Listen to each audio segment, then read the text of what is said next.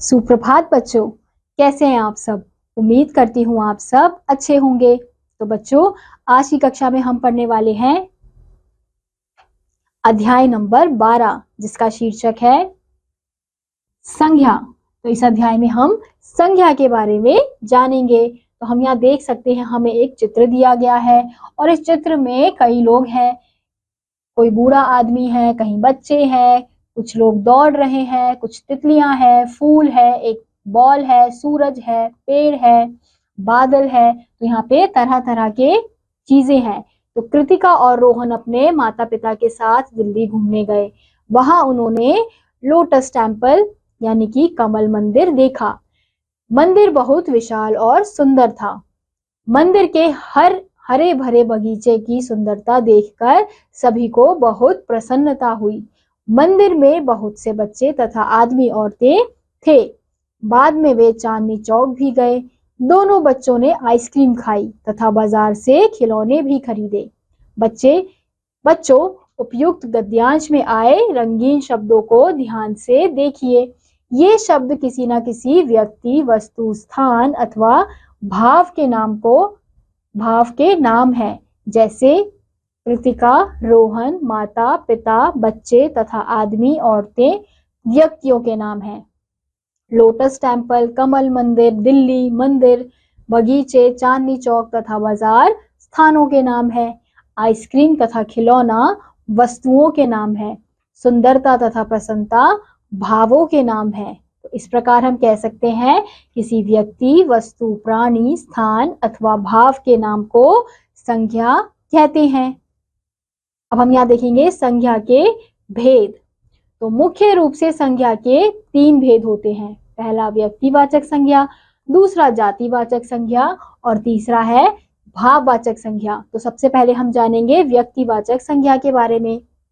गोस्वामी तुलसीदास ने रामचरितमानस लिखी थी। यहाँ गोस्वामी तुलसीदास किसी विशेष व्यक्ति तथा रामचरितमानस एक विशेष ग्रंथ का नाम है।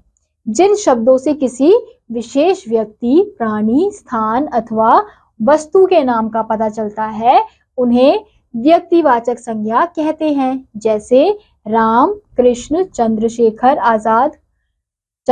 आजाद, भगत सिंह, आगरा, मुंबई, बेंगलुरु, गंगा, यमुना, हिमालय। तो ये बच्चों क्या है, किसी विशेष व्यक्ति, वस्तु, जगह, स्थान के नाम है। तो इन्हें हम क्या कहेंगे, व्यक्तिवाचक संज्ञा कहेंगे। अब अगला है हमारा जातिवाचक संज्ञा। पेड़ पर तोते बैठे हैं। तो हम यहाँ देख सकते हैं कि 2 तोते इस पेड़ पर बैठे हैं। तो पेड़ पर तोते बैठे हैं। यहाँ पेड़ तथा तोतों से उनकी संपूर्ण जाति का पता चल रहा है। जिन शब्दों से किसी संपूर्ण जाति, वर्ग अथवा समूह का ज्ञान होता है, उन्हें जातिवाचक संज्ञा कहते हैं। जैसे पेड़, पशु, पक्षी, किताब, मेज, कुर्सी, छात्र, देश, नदी, पहाड़ आदि। यानी कि वह शब्द जो एक पूरे संपूर्ण जाति को बताते हैं या किसी वर्ग या फिर किसी समूह को बताते हैं, उन्हें हम जातिवाचक संज्ञा कहते हैं।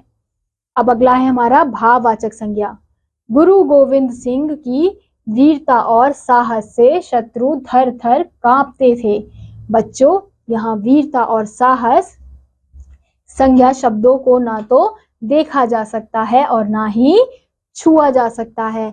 हम केवल इनका अनुभव कर सकते हैं। जिन शब्दों से किसी गुण, दोष, स्वभाव, भाव, स्थिति अथवा अवस्था का पता चलता है, उन्हें भाववाचक संज्ञा कहते हैं। जैसे बहादुरी, बुढ़ापा, बचपन, सुंदरता, सुख, मिठास, जवानी, साहस। यानी कि एक ऐसे शब्द हैं, ये हमारे वो शब्द हैं जिन्हें हम केवल महसूस कर सकते हैं। इन्हें ना हम देख सकते हैं और ना ही छू सकते हैं।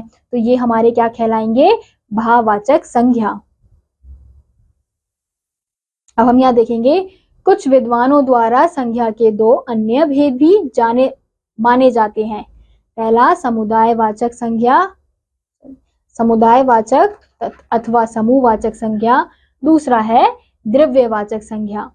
तो समुदायवाचक अथवा समूहवाचक संज्ञा क्या होती है, अचानक वहां बंदरों का झुंड आ गया। तो हम यहाँ देख सकते हैं 3 बंदर हमें दिखाए गए हैं। तो ये क्या है? बंदरों का एक झुंड है। तो यहाँ झुंड शब्द से समूहवाचक शब्द का बोध हो रहा है। जिन संज्ञा शब्दों से किसी समूह अथवा समुदाय का ज्ञान होता है उन्हें समूहवाचक संज्ञा शब्द कहते हैं। जैसे सेना, गुच्छा, टोली, परिवार, समिति, कक्षा, भीड़, दल, सभा, झुंड, ढेर आदि। अब अगला है हमारा द्रव्यवाचक संज्ञा। 2 लीटर दूध और 4 किलोग्राम चीनी दे दीजिए। यहाँ हम देख सकते हैं कि एक आदमी दुकानदार से 2 लीटर दूध और 4 किलोग्राम चीनी मांग रहा है। यहाँ दूध तथा चीनी से किसी द्रव्य अथवा पदार्थ का पता चल रहा है।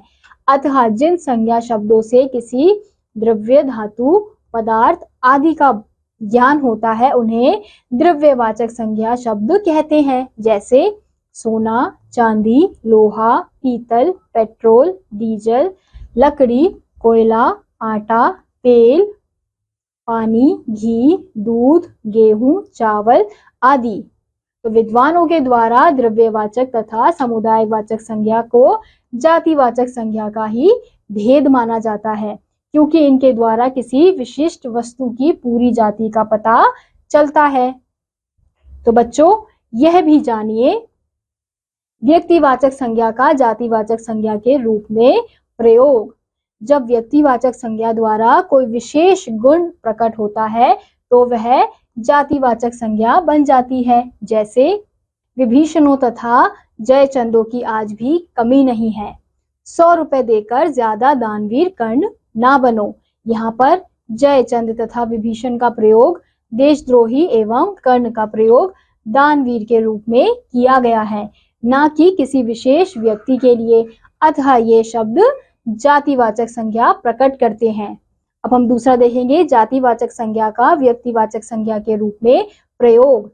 जब जातिवाचक संज्ञा का प्रयोग किसी व्यक्ति विशेष के लिए किया जाता है तब वह जातिवाचक संज्ञा होते हुए भी व्यक्तिवाचक संज्ञा का उदाहरण बन जाती है। जैसे नेहरू जी बच्चों से पहले बहुत स्नेह करते थे।